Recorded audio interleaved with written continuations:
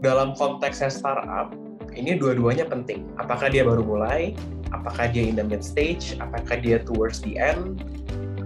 Karena ini pasti akan berbeda-beda titik penekanannya.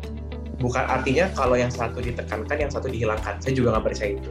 Karena yang namanya startup itu kan an organization that is looking for a repeatable and scalable business model.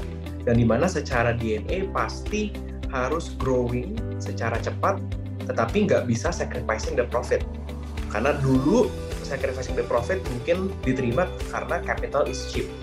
Tapi with the current market condition, dimana capital itu udah nggak lagi murah, yang investor juga akan mulai melihat bahwa profitability itu menjadi penting.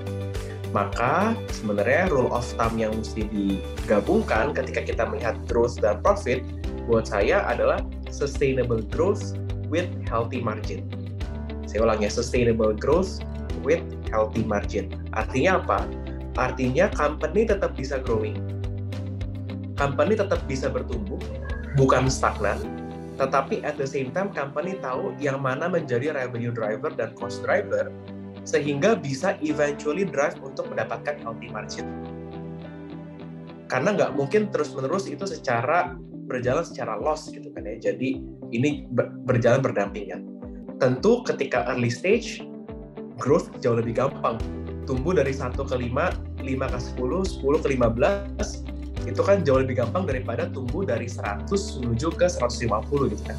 Itu kan selisihnya 50, sedangkan 5 ke 15 selisihnya 10. Jadi tentu pasti ketika early stage harus bisa growth secara cepat gitu kan, sampai certain stage mungkin akan lebih slowing down in terms of CAGR growth-nya, tetapi this profitability makin lama harus makin baik.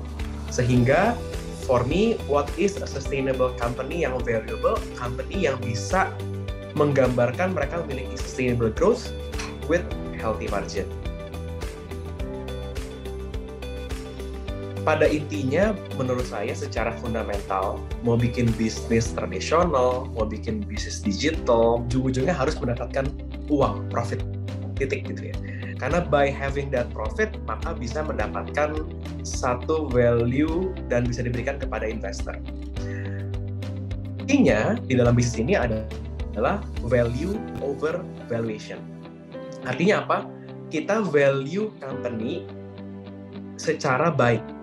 Company yang value itu company yang memiliki tim yang solid, produknya solid, potensial marketnya besar, performance-nya baik, maka bisa mendapatkan prospective upsides yang sejalan dengan value tersebut. Nah ini nggak boleh dibalik nih, nggak boleh ngejar valuation for the sake of realizing value.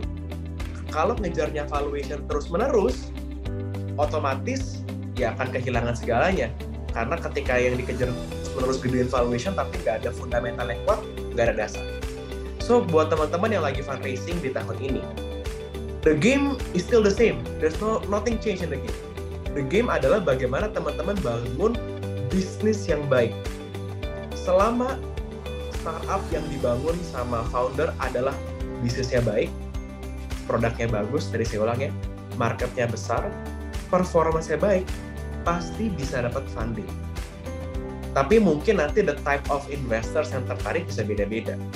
Yang di early stage mungkin bisa ngejar early stage inkubator, angels, dan sebagainya kan. Kalau di growth stage mungkin lebih kepada venture capital, yang di growth stage ada institution.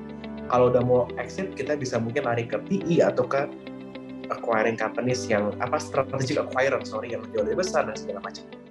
Jadi sebenarnya saya sih nggak ngelihat hal yang berubah gitu ya. Memang yang berubah paling signifikan adalah mindsetnya investor gitu kan.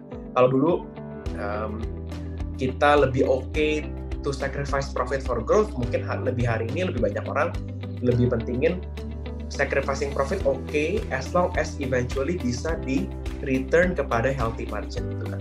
Nah makanya understanding this balance, balik dari pertanyaan pertama gitu kan, profit and growth itu menjadi penting. Jadi pasti teman-teman yang bangun good companies gak usah takut gitu ya. Malah hari ini kalau Anda bangun startup yang fundamentalnya bagus, yang pitching bukan kalian, investor akan pitching, please take my money. Nah kalau udah begitu berarti I think it's a good indicator that you are building a good business.